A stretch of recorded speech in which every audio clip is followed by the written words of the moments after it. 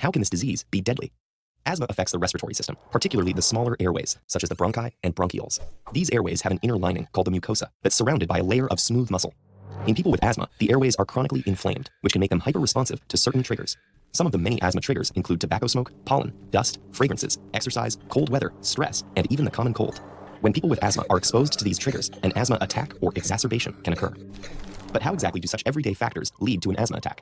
If an asthmatic is exposed to a trigger, the smooth rings of muscle that circle the small airways in their lungs contract and become narrow. Simultaneously, the trigger worsens inflammation, causing the mucosal lining to become more swollen and secrete more mucus. Under normal conditions, the body uses this mucus to trap and clear particles, like pollen or dust. But during an asthma attack, it blocks the narrowed airways, making it even harder to breathe. These effects lead to the symptoms of asthma. Smooth muscle constriction results in the feeling of chest tightness. Excess mucus and increased inflammation can cause coughing, and the wheezing noise, that happens because as the airways constrict, air whistles as it passes through the narrowed space. These symptoms may make a person feel like they're running out of